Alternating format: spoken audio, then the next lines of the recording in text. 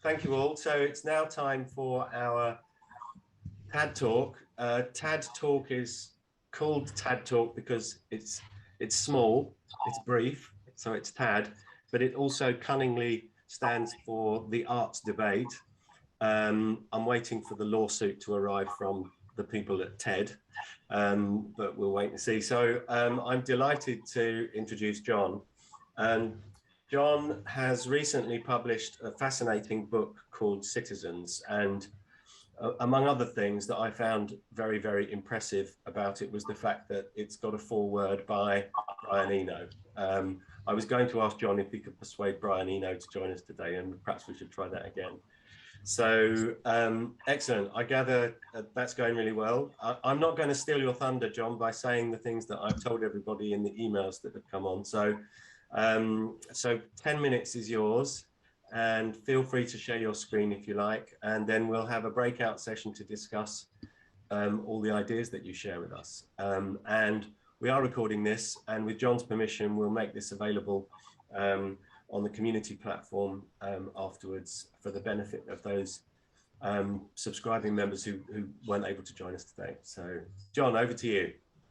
Thanks very much, Mark, and lovely to be here. I'm going to do share screen and I'll keep it tight within my 10 minutes. So hopefully you can all see that.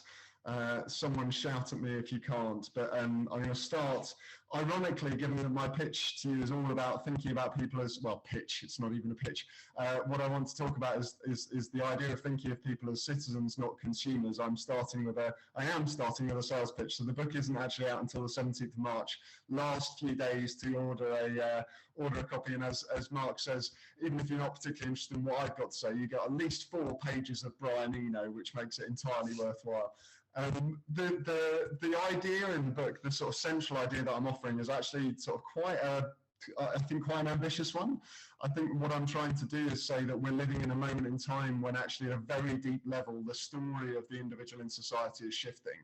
And this is the framework that I introduce in the book, and that I talk from and work from, and I offer it to you really as a set of lenses through which to see what the moment in time we're living in. I think end of the 19th century, so this is a broadly historical take on the world. So end of the 19th century, beginning of the 20th, I think we lived in something like the subject story. The right thing to do as subjects was to do as we were told, to obey and receive, and the role of organisations and leaders was to command. We were the kind of people who had stuff done to us. And that was on the basis that actually the best society would result if the little people kept their heads down and did as they were told, and the God-given few would lead us to the best outcomes for the world. That story, I think, fell apart end of the 19th century, beginning of the 20th, and what emerged out of the 2 world wars was something like the consumer story. The right thing to do is to get the best deal for number one, choose the best option for you from those that are offered, have things done for us. The role of organisations and leaders was to serve. And I think what we're living in right now, and even more immediately in the last week or so, I don't want to... I'm so glad we've got Anna with us, and I don't want to take up too much oxygen because I'm desperate to hear from her and that reality. But I think what we could be emerging into, if we all lean in, if we all seize our agency in this moment in time, is something like the citizen story, which says that the right thing to do actually is to get involved, that all of us are smarter than any of us, and that's how we'll solve the problems of our world together. That people actually are capable of participating in creating, and the role of organisations and leaders is to facilitate and enable that participation, not just to serve or to command. I have a particular kind of take on this, and an interesting voice in this, I think, because I spent the first 10 years of my career working in the advertising industry, very much in that kind of middle column. And in the book, it was such an exciting process researching it. There's stories from how the Taiwanese government responded to COVID by doing such things as setting up a phone line where any citizen could ring in with ideas for how the country's response could be better. I've also been, I think it's also a useful lens even to see this sort of very dark moment in time that we're in the world right now, looking at Putin as a kind of expression of pure subject logic, very much raw power, the West kind of responding from a consumer logic and trying to to focus primarily on economic intervention, but actually what the citizens of Ukraine and Zelensky are leading us from the citizen story. I think if people haven't seen Zelensky's speech where he addresses the citizens of Russia as a citizen of Ukraine, you must find that and watch it. If you haven't seen the fact that the Anonymous Collective have been taking down, citizens of the world have been taking down Russian propaganda and Russian channels, if you haven't seen that the European co-working group have been enabling Ukrainians to get themselves sorted and work together from wherever they are. There's so many, and if you haven't seen that over 1 million Russian citizens have signed a petition against the war, and over 6,000 have been arrested for protesting.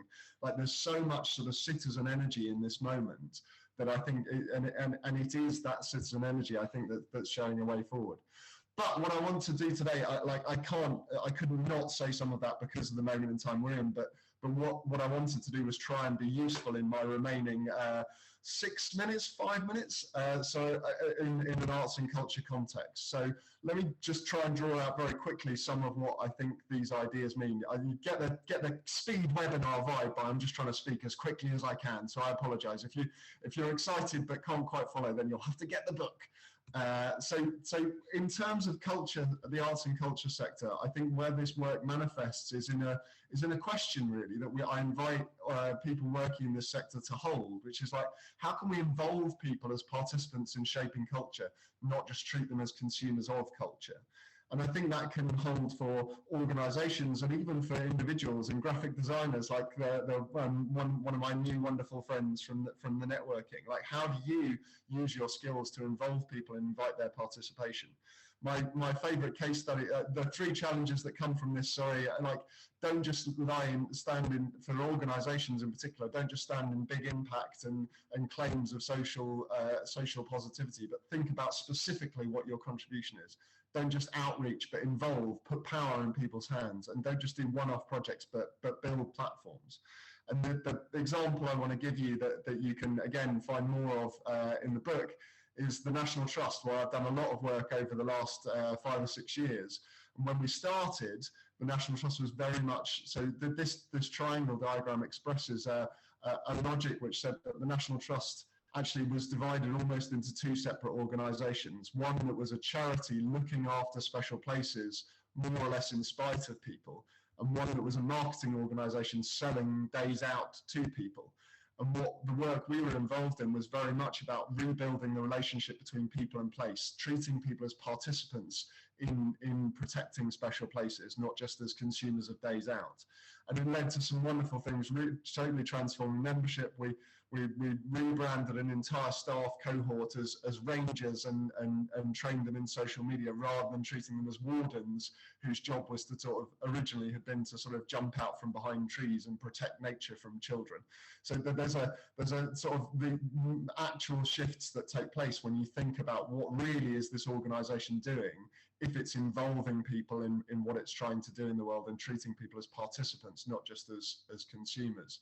So I've got one sort of offer for you guys. My organisation, the New Citizenship Project, actually developed a toolkit for people working in the cultural sector. We called you cultural entrepreneurs. I'll post the link in the chat in just a moment, but you can also, if you want a hard copy of this, you can email info@newcitizenship.org.uk. I'll put that in the chat as well, and we can send you a copy free of charge for that. But I guess just to finish off my contribution, I wanted to go back to this sort of idea of what this moment in time is. And I think the reason why this diagram is the way it is, the idea is that at any given moment in time, that there is a dominant story. There is a story that shapes the broad interactions. But at some points, there is a story that's dominant but collapsing, and a new story that's emerging. So at the end of the 19th century, beginning of the 20th, the logic of the subject was starting to collapse, and the logic of the consumer was starting to form. I believe that where we are now, today, is a world where the logic of the consumer is starting to collapse, and we're seeing it in so many ways and places. And what might be forming is the logic of the citizen. And the offer I'm making to you, I guess, is as a sort of brief teaser, an advert to find out, to get into it and find out more, is that this can offer you a way of seeing this moment in time that actually is genuinely hopeful, but in a way that's commensurate with the scale of the challenges we face.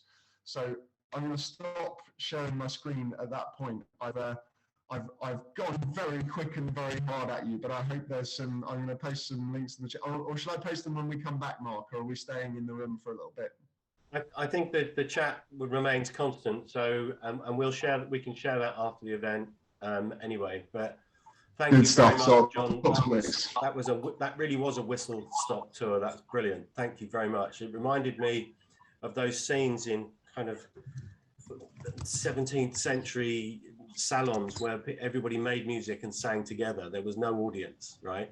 That's what that made me think of, where our art, where the arts and culture and music in particular, and we're a thread within the family almost. So it's fascinating that it's a bit unbounded. I think people like to be able to put things, you're either on the stage or off it, aren't you, in many situations, but that sense of getting people more involved is very exciting. So John, thank you so much.